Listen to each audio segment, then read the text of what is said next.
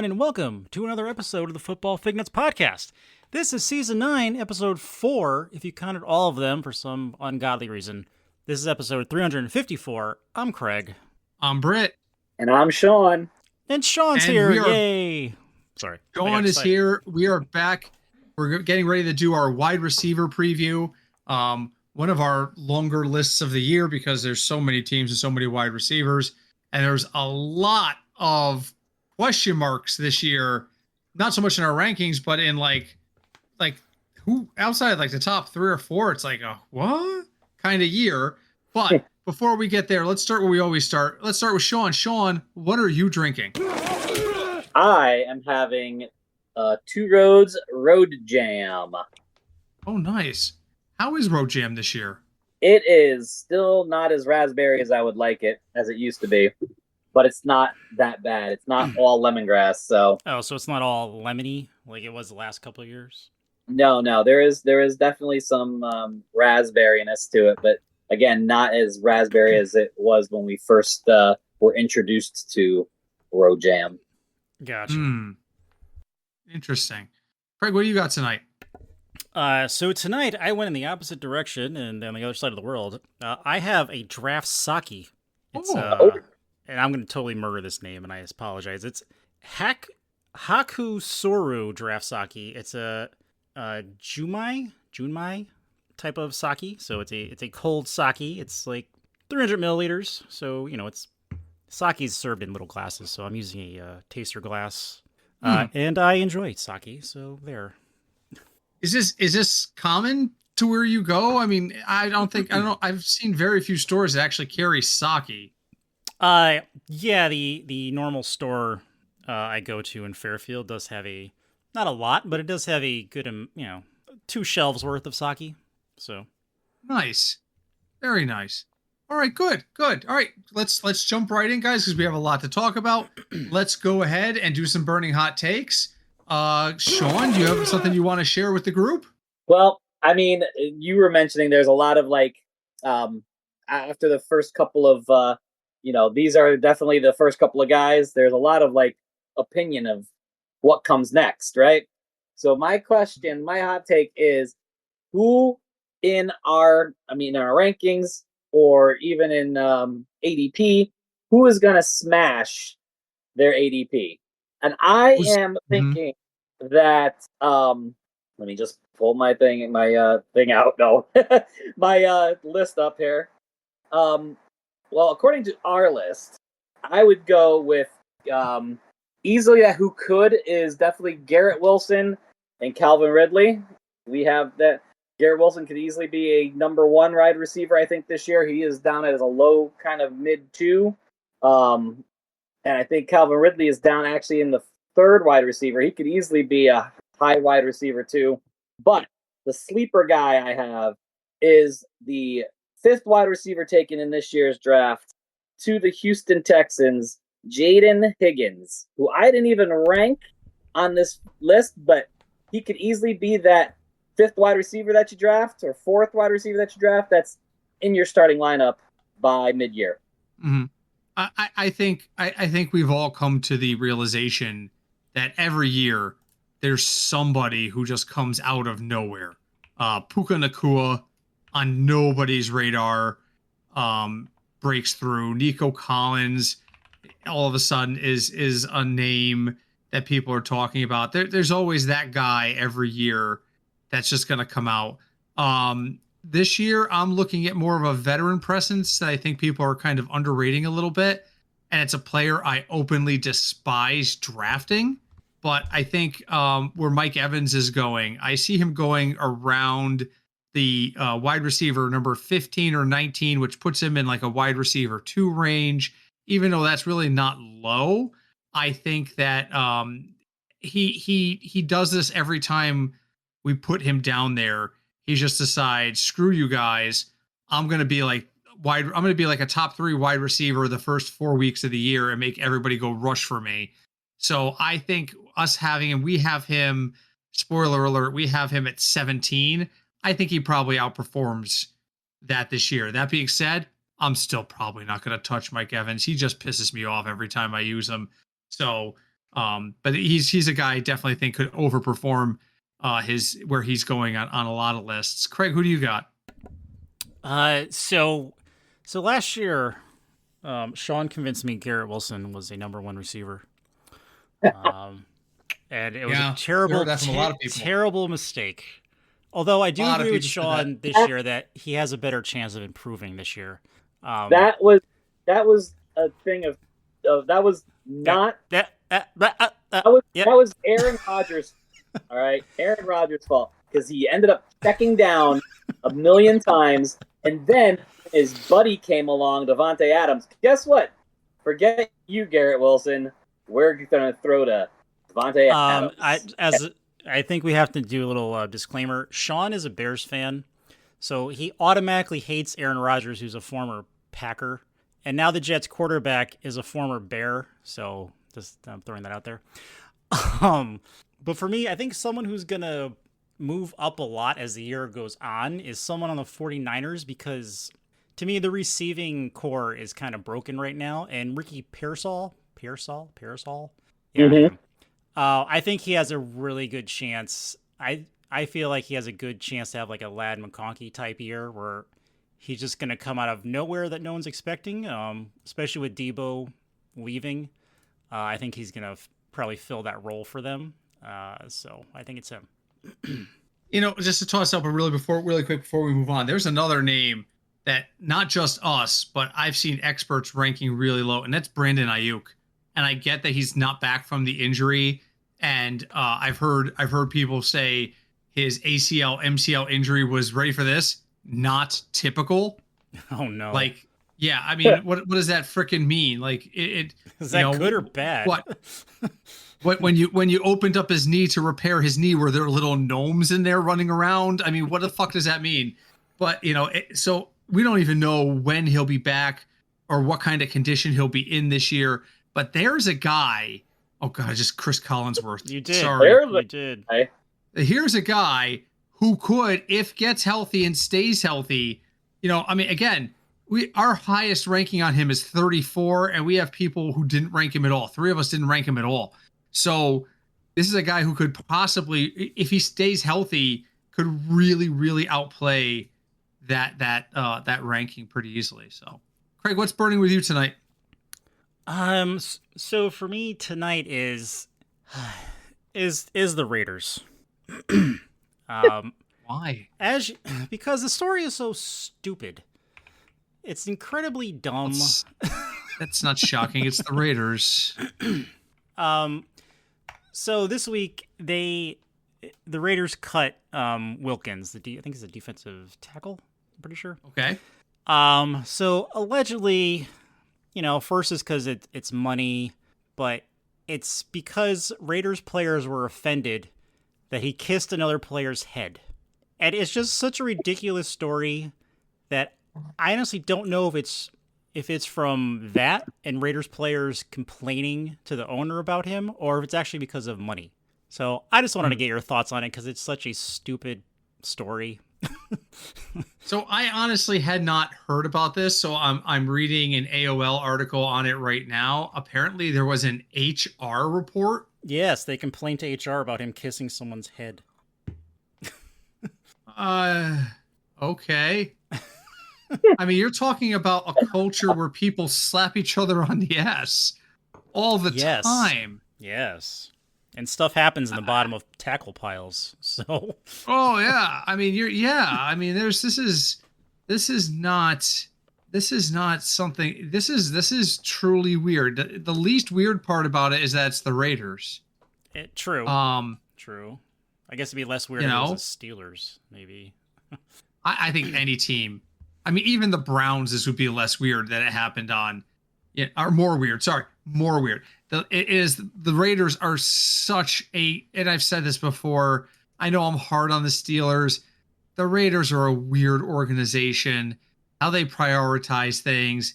You're talking about a team that beat Kansas City once in like the last 23 attempts, like 3 or 4 years ago, and spent an hour on the team bus driving circles around the stadium and honking the horn. Oh, I mean, that's right. I forgot about that.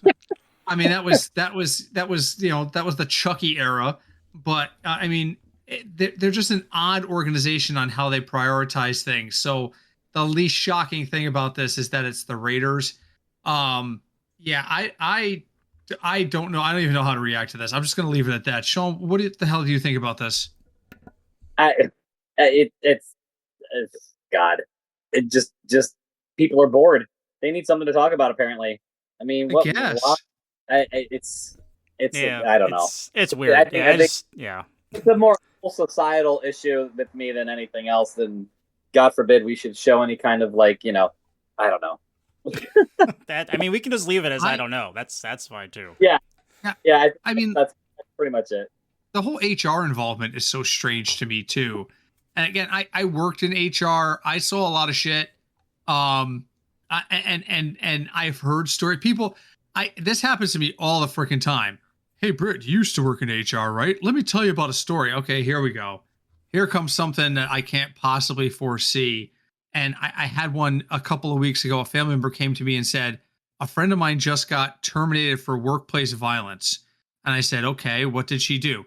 She tapped another person on the shoulder. And the next day, the person came in and showed a bruise and said, this happened when she tapped me. And they fired her for a violation of workplace violence policy. And I was just like, wow, I get it. Workplace violence is very, very important to make sure nobody wants to, and the legality of it. But fortunately, it was a union shop and they appealed to the union, and the union got the lawyers involved for the company. And the company lawyer was like, are you fucking kidding? You terminated her for this? Did you interview any of the witnesses? Because it supposedly happened in a busy thing. No. Did she tell anybody else that this bruise was caused by this woman tapping her on the shoulder? No. She hit her. She didn't hit her. She tapped her on the fucking shoulder. There's a goddamn difference. Stop overreacting. And fortunately, they reinstated her because the lawyer was like, no, we're going to end up in court for wrongful termination here. So, yeah. So I get it. Weird shit happens with HR. And everybody loves to complain to HR. Let me tell you, having sat in that seat, you get those calls. Britt, I'm outside the office. I've got to be really quiet. I don't want them to hear me. Oh, Jesus Christ. What is it now? What could have possibly happened now? Because it's and you hear like that serious tone and you think it's going to be something earth shattering. And it's usually like, did you know that Kathy left 5 minutes early yesterday? Did she punch out? Yeah, but she left at 4:55 and she's supposed to leave at 5. What? Why are you bothering me? No. Ugh. The HR part just sets me off. So, Craig, what's your take on this? Honestly, my take was the same as Sean's. Like, it was so weird when I read it. I couldn't even really think of something to like. I couldn't even like put a thought around what happened. Right. Because like you said, like football locker rooms or football in general is very weird. It's weird. It's touchy-feely, no matter which persuasion you are, but it's weird. And it's like an accepted thing. So I just did like one person complain to HR, or was it like a group of them? It's just, I don't know. It's weird. That's all I got. It's just weird. You never know, because any kind of situation like that in a legit company, there's going to be an investigation. Someone from HR is going to come and say, okay, you had this problem. Did anybody else witness it? And in a situation like this, well, yeah, the whole locker room saw it. Okay. So then they're probably going to pull aside 2 or 3 players, be like, did this bother you? Was this weird to you? Blah, blah, blah, and see what they say. But that's where I'm kind of going with this. That means that even if there was only one person who complained, there was at least one other person who said, yeah, this was really freaking weird. Right. Really? You're a goddamn football player. You see each other naked every 5 minutes. You slap each other on the ass. Good game. Yeah, I mean, what? Okay, there's something here. I feel like there's something here we don't know. Yeah. That is being downplayed, but it's definitely strange. All right, really quick, mine. The first preseason games are a week from tomorrow. I want to know which week 1 game you're watching next Thursday night. You have 3 choices. Okay. I mean, you're gonna watch. Hall of Fame games tomorrow. What's that? Hall of Fame games tomorrow. Hall of Fame games tomorrow. Yeah, but preseason week was. Nobody watches the Hall of Fame games. See, even in this ridiculous what if, I'm not even expecting you to watch the Hall of Fame game. Week 1 starts on Thursday, August 7th. You must watch one of these games. And you got to tell me why. Are you watching Colts at Ravens? Uh-huh. Are you watching Bengals at Eagles? Uh-huh. Or are you watching Raiders at Seahawks? Craig, we know you're going to watch Bengals Eagles, right? Yeah, that's what I'm going to watch. So, maybe it'll be a Super Bowl preview. The starters will be in for 3 downs, and then it'll be like third stringers. So, Sean, which one are you watching? Oh, good Lord. Well, it's not going to be the Bengals Eagles because I already know who's going to be on that team and who's going to be starting and who's going to be whatever. To me, it's going to be one of the other two just because of I want to know who I can see that might be that guy to draft that that other people might not see. Who's going to be that guy that wins that starting third receiver or backup running back. So I guess it would be then Raiders Seahawks. Okay. Interesting of them. But just be grateful, all of you, be grateful that I did not give you the Friday, August 8th slate, which includes the Super Bowl preview of Browns at Panthers. So, and that game is on NFL Network. For reasons I can't explain, they're putting that team on national television, that game. So there you go. All right, let's move on to our rankings. So wide receiver rankings are in the books. Let's start right down the list. Our consensus number 1, and everybody had him at number 1, is Jamar Chase. We had Justin Jefferson at 2, and we had CeeDee Lamb at 3. That's where there is the first cliff. So Chase, Jefferson, Lamb, I don't think we need to spend a lot of time there. Those are the 3 we have more. But the second grouping is really interesting because it encompasses 4 through 8. And it's Amon-Ra St. Brown at 4, Brian Thomas Jr. at 5, Puka Nacua at 6, Nico Collins at 7, and Malik Nabers at 8. Sean, you're going to have to chase one of those top 3 guys in the first round. You're probably not going to want to do that given the depth at the position, I'm sure. So you go running back in the first round, just hypothetically. You go running back in the first round. Now you're looking at that middle pack of Brown, Thomas, Nacua, Collins, and Nabers. Which one do you like best out of that list? Wow. To me, there's still very good choices here. For me, I think I would go with probably the way I have them. Ranked because I had Nacua fourth. Yes, Nacua fourth. You've got Nacua at 4. Then Brown, then Nabers, and then actually Brian Thomas. I probably raised now. Yeah, these I make them give me the rankings like 3 weeks ago, so they absolutely have some wiggle room if they want to make some changes. So I might actually, believe it or not, drop Amon-Ra down a bit to after Nabers and Brian Thomas, and then have him and then Nico Collins. Okay, Craig, who do you like on that list? So we're going from Brown to Nabers, right? Brown to Nabers. You're in a position where you really want one of those. You need to get a wide receiver, which you never do, right? You always, but you're sitting there and you're saying it's time to take wide receiver, and those are the names staring at you. Who do you like? I'm kind of off the Nico Collins train after last year. Me too. Same. I'm off the Texans train. Yeah, I know. You know, Joe Mixon's hurt already. He's out till September. His ankle is already screwed up. Yeah. Yep. Oh my Lord. I gotta look who had Mixon high, other than me. I'm sure it's probably me. I probably did too. Actually, we all had him at 16 or lower. Oh, all right. Sean had him at 16, and I had him at 16. Everybody had him lower than that. Okay, so good job, guys. Way to anticipate that. I think I would take St. Brown out of these, and Nabers second, and then it's a tie between Nuka and Thomas, but Collins would definitely be last for me. Can the two of you explain to me why Malik Nabers? And let's start with Sean here. Nabers. Sean, is your wife near you? Is she like holding a weapon or sharp object? Not at all. She's a massive Giants fan. We all know this. Can you explain the Malik Nabers fascination to me? Because I see potential, but to me, he's becoming the Marvin Harrison Jr. of 2025. And I'm like, why are we giving this guy so much credit? So you tell me, what do you think? What do you see in Malik Nabers? What am I missing? Well, for me, I think it's talent. He's got the talent, and his quarterback, believe it or not, is better than it was last year. Well, that's hard to not be. Well, exactly. So the with the season that he had last year, even with bad quarterback play, he is the man.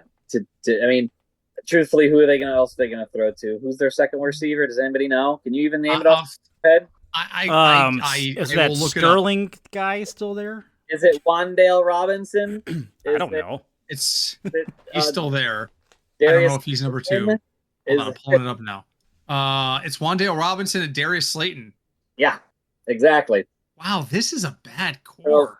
So I mean, I know they're probably going to be double teaming him, but his talent, the better quarterback, and I think Skatebo's, if he gets in more. I mean, Tracy wasn't bad last year. Skatebo, he's the power guy, but if he can kind of get if they can get that running game going to where they have to like put a couple guys up, not favor just pass, sitting back, then I can definitely see Nabers having a year like that.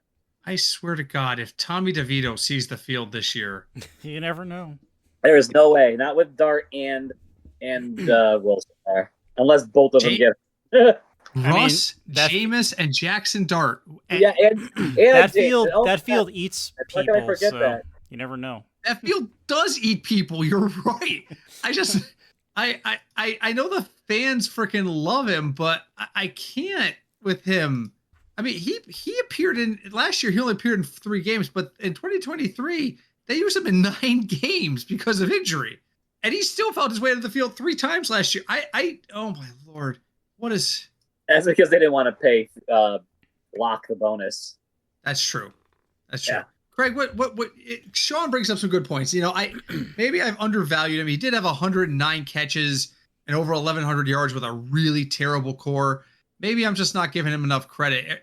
What are your thoughts on Malik Nabers? I mean, yeah, no, I agree with Sean. He is the guy there, so as long as he's healthy, he's at that same theory. Well, someone has to catch the ball. I don't see the Giants taking a big step up and improving from last year, and maybe they'll win like a few more games, but there's a good chance the Giants are going to be playing from behind more often than not. So that gives Nabers what? Moonshot. Sorry. Garbage time he's talking about. Oh. Yeah, so I mean Nabers is going to be a big part of that, so I can see that. So all right, so that answers my question. I appreciate that. Let's get back to the rankings. Number 9, we got AJ Brown. Number 10, we got Ladd McConkey. Everybody seems to think Ladd McConkey is ready for to step into the spotlight. Number 11, we have Drake London. Number 12, we have T. Higgins. Number 13, the spiraling of Tyreek Hill continues. Number 14, Terry McLaurin. And number 15 is Devontae Adams. I want to ask Craig about Drake London because you're the only person who put him outside of a wide receiver 1. So you have him down at 16th on your list. So obviously you have some concerns about Drake London. What are your thoughts? My concerns there really is their offense. I feel after last year, I feel like the Falcons are going to rely more on Phoenix's running and Bijan, if I pronounce that correctly.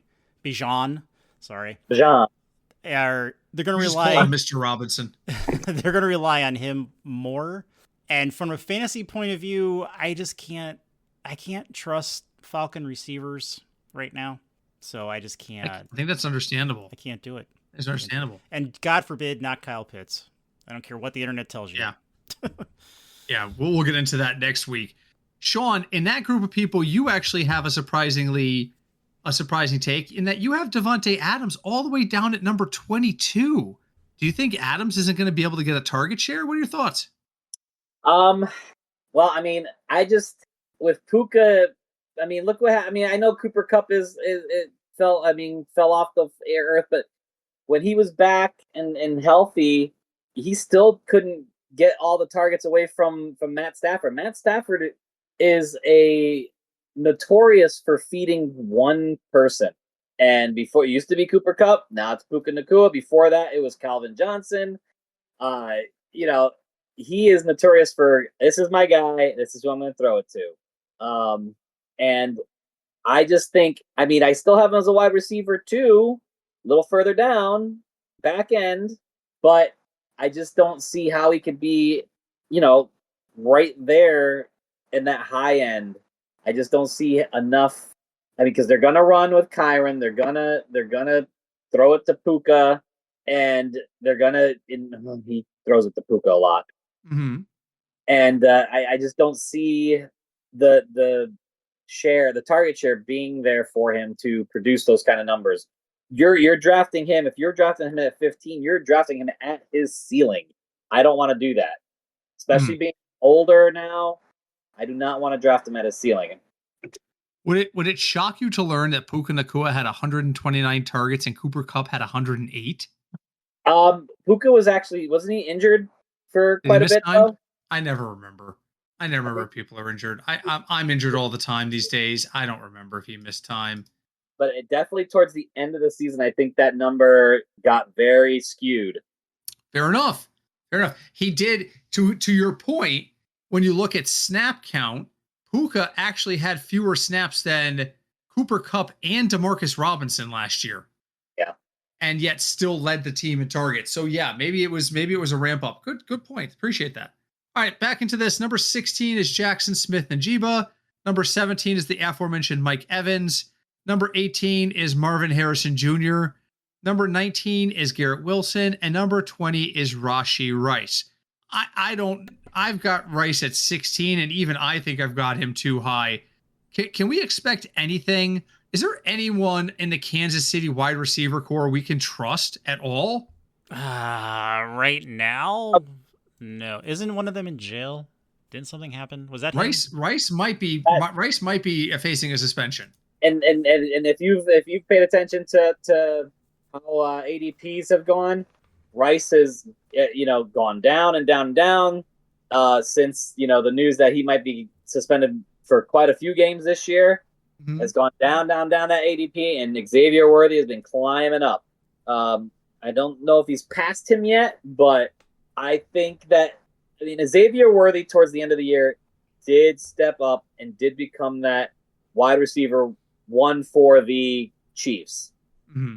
And he consistently do that. That would be something to be seen. But I think they're going to give him the chance to do it.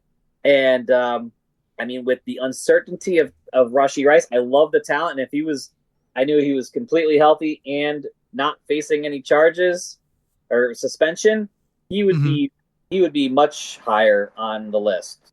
I just don't think you can trust anybody. Listen, Mahomes is going to throw the ball. We know this. Mahomes is going to throw the ball, but Tyreek Hill is gone. Travis Kelce seems to be slowing down a little bit. Byron Pringle's not there anymore. It just seems to be like there's no reliability in that passing game.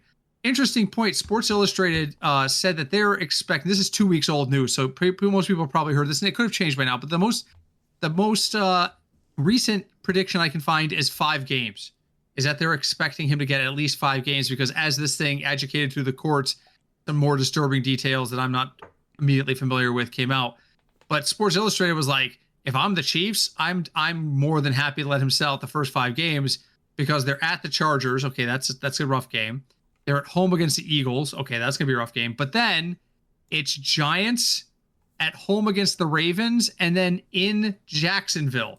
So what's your worst case scenario? A 3-2 start to the season without Rashee Rice, and there's probably a 3-2 start regardless, or a 2-3 start regardless. I don't know. I can't trust anybody in this wide receiver core at all. Like I can't. There's nobody here. There was a period of time. You guys know my fascination with Byron Pringle is because there was that one night I was like, somebody's going to step up, and I put him in a DFS lineup and hit pretty well on it. as just here's a low value target, somebody who could catch the ball a bunch of times, and he had that stellar Sunday night game. But I don't even see that guy on this roster right now. Like, I just don't even see him. Craig, what are your thoughts? Yeah, no, I agree with you. I think for me, because, I don't think I ranked him technically. With all this, because at the time I didn't know what was going on with Rice. So that's why I didn't rank him. So I didn't know how many games he was gonna miss. But yeah, though, regarding their schedule though, yeah, their record, worst case scenario is they go 2-3, but they're probably gonna go 3-2 out of those games. I mean, listen, you look down the depth chart on this place, and you start to see names like Juju Smith-Schuster, who I didn't even know was still on the team. Good for him. He is still there. Sky Moore. Oh my God! Remember when Sky Moore was going to be good?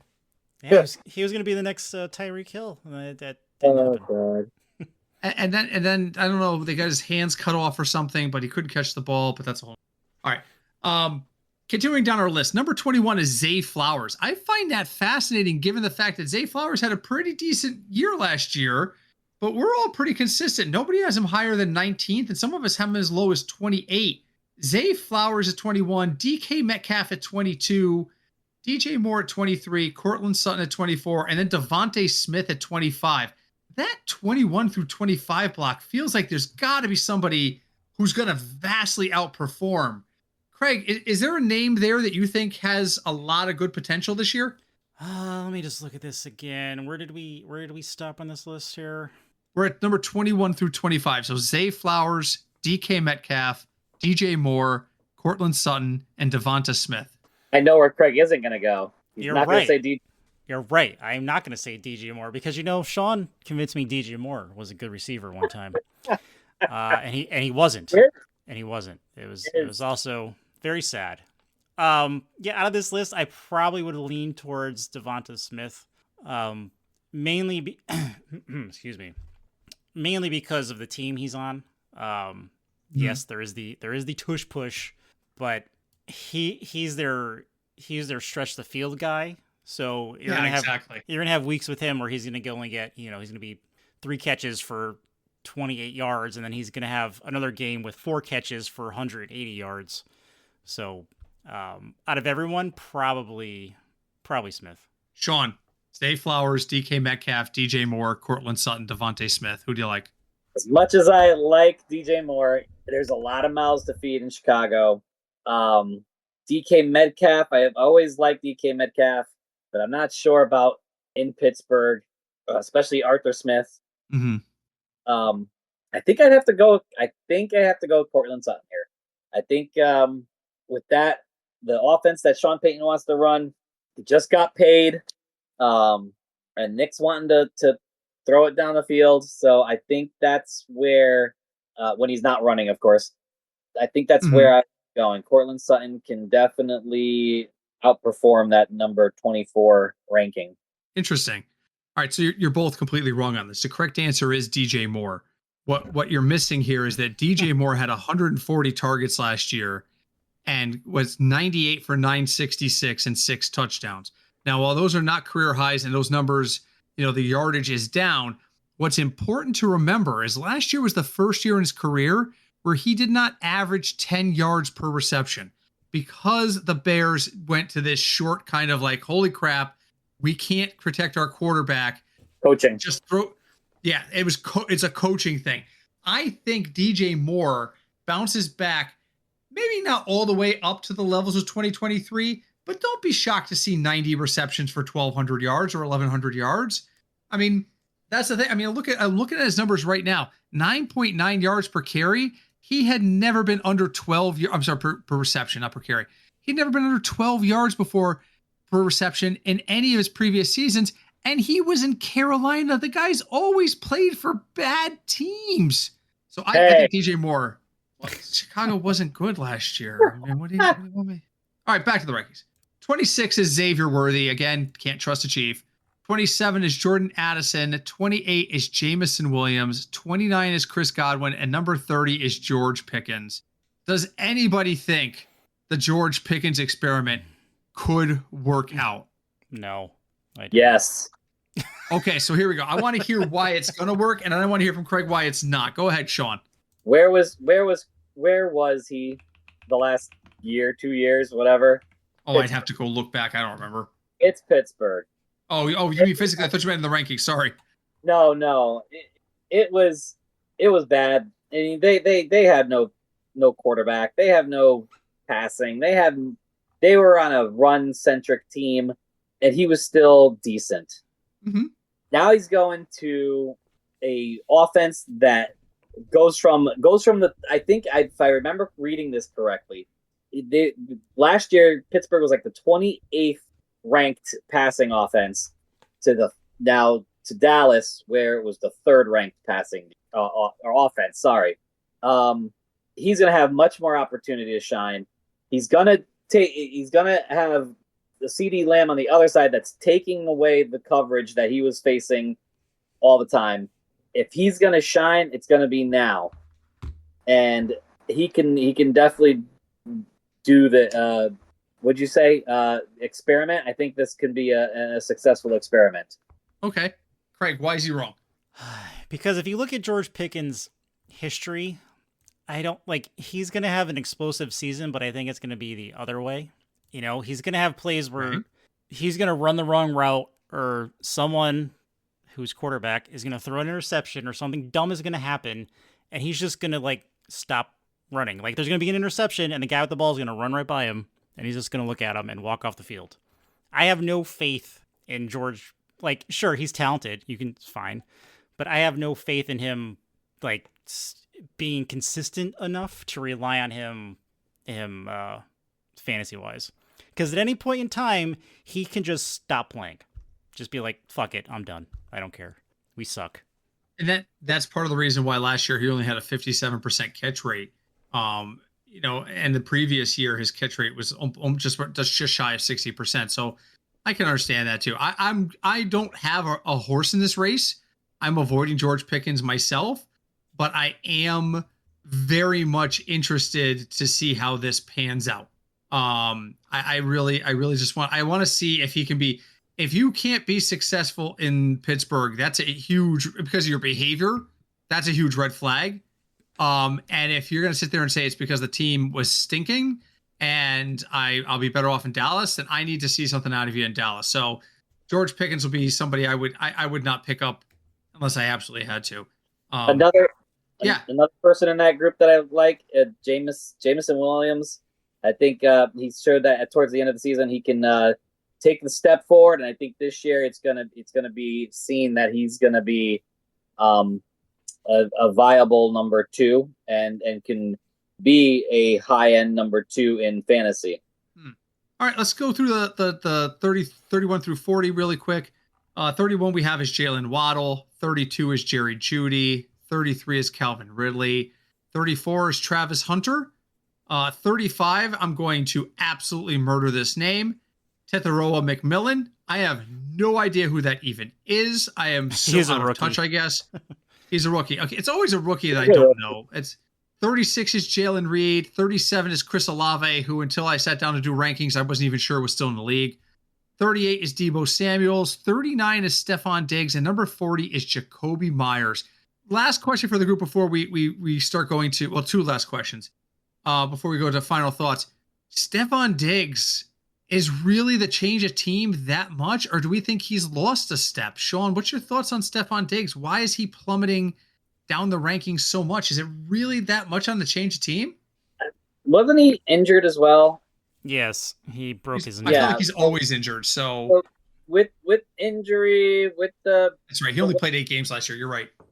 The way he's toxic in teams, I think just trying to be. I think people are just trying to be safe and not put him up as high as usual because they don't know what's going to happen. They don't know if he's going to be fully healthy. They don't know if he's going to be how he's going to do with this, first year head coach, first year, second year quarterback. Oh yeah, that's right. Maybe it was rookie last year. So it's the unknown that makes him drop with that injury and the change in every offense and change in teams and change in head coaches and all that stuff. Third team in 2 years, now that you think about it. So, okay. Craig, your thoughts. Sean brings up some really solid points. Are you interested at all in Stephon Diggs late in the draft? Not really, given his history. If you add in, the knee injury where he missed half of last season, and plus what normally follows him into locker rooms where it's okay at first and then it takes a dive. So it's just something like, will I use him in DFS? Probably. Will I use him in season long? No. Excellent. All right, let's run down the list one time really quick, and then we're going to go to final thoughts. Number 1 is Jamar. Actually, no, I have one more question after this, but let's run down the list. Jamar Chase at 1, Justin Jefferson at 2, CeeDee Lamb at 3, Amon-Ra St. Brown is our number 4, and Brian Thomas is number 5.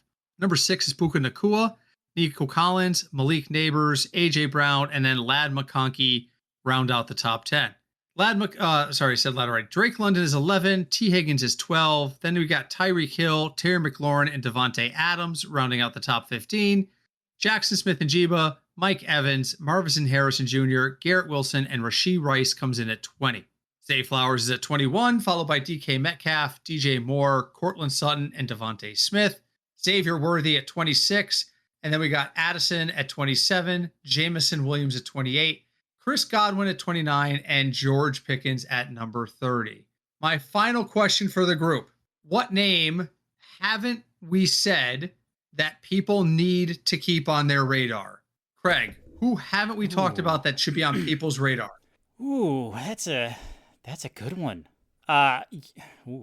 Really, I'm gonna go back to the very beginning of the podcast, as we didn't get to him because he isn't like in the bottom of the list. Is Ricky Pearsall in San Francisco? I think he's slated.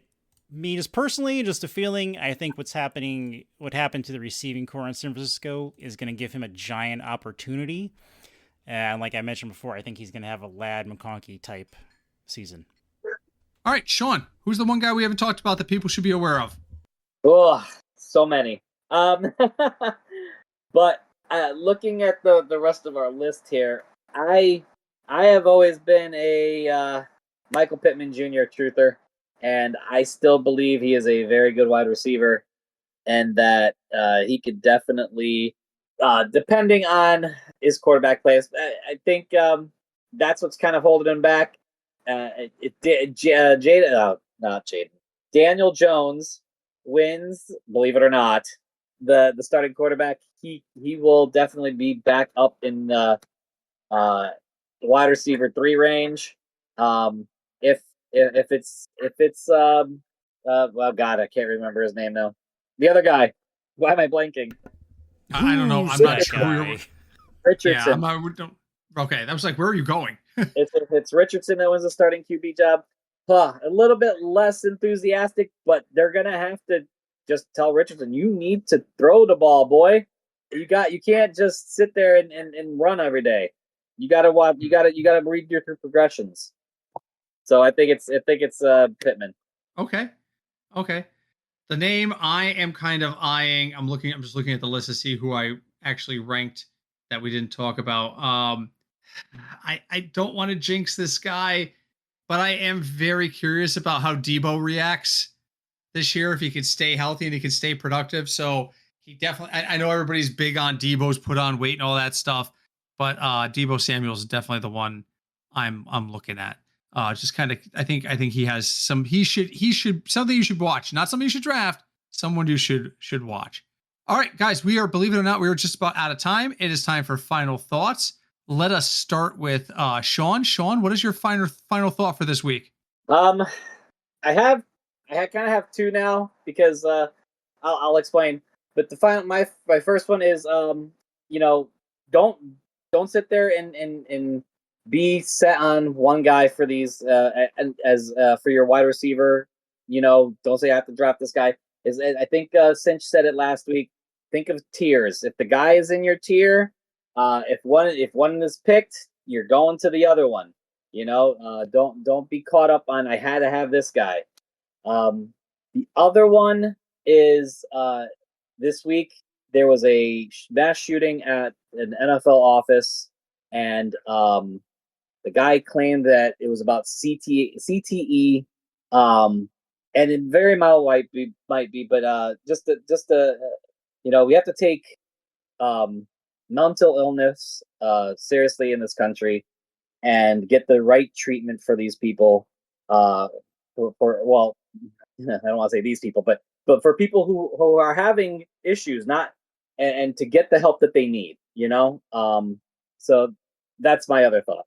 Okay, thank you for including that. That's a very important thing to share about. Our thoughts go out to the folks associated with the NFL office in New York, because that was a really terrible thing to happen. Craig, what do you got? What's your final thought this week? Final thought for me this week is that there is an insane amount of depth at receiver. So you likely aren't going to have to reach for people unless you really, really want Mike Evans, God forbid. So don't overthink it if you don't get the top 3 guys, because there are a bunch of people who will get you points behind them. So yeah. All right. I'm going to go outside of football, because this time of year, you can oversaturate yourself with football. It is possible. I know it doesn't feel like it's possible, but believe me, it is possible to oversaturate yourself with football. This weekend, the reboot of The Naked Gun comes out. Yeah. Take a couple hours and go watch The Naked Gun in the theater. I have a feeling it is going to be as funny, if not funnier, than the original. And it's coming with the tried and true Hollywood tradition of supposedly the stars are now dating each other. Supposedly Liam Neeson and Pamela Anderson are a thing now, even though she's like 15 years younger than he is. Oh, good Lord. Yeah, he's 73. Good for him. I don't know. Good for if they're interested in each other, good for them both. But I don't know how interested I'm going to be in dating at 73. Although I don't have Liam Neeson money, so my suggestion is opportunities like this, go touch some grass. The draft rankings and the analysis and the videos and podcasts will all be there an hour and a half later. And maybe, just maybe, it'll distract you long enough to get a clear view on some different things. One of the things you should absolutely have a clear view of, though, is leaving us a review. Wherever you listen to us, please log on and leave us a review. It helps us a ton. And for folks who are local to Connecticut, do not forget, August 20th, we are doing a live recording at Two Roads Brewing Company in Stratford, Connecticut. All 4 contributors will be there live and in person, and we'll be happy to shake hands and answer questions either off or on air. I haven't figured out what that episode is going to look like yet, but we would absolutely be open to chatting with people while we're there. So if you're in the area, please stop by and see us. All right, guys, wide receivers is in the books. Sean, that means that's the end of your ranking season with us. We won't see you again until the roundtable. Oi. Favorite time of year. And next week is the tight end kicker defense extravaganza. And boy, do we have some interesting takes this year on tight end. It is an absolute shit show in the rankings. One of us left Mark Andrews and Travis Kelce completely out of their rankings this year. Oh, that's a teaser. That's a teaser. You will find out who and what their rationale was next week during the tight end kicker defense spectacular. But thank you, Sean, for joining us. Appreciate your help, as always, with putting these things into perspective. No problem. Glad to be here. Oh, happy to have you. And so we will see you next week. Until we speak then, my name is Britt. I'm Craig. And I'm Sean. And we are the Football Fignuts Podcast. Bye, Deb.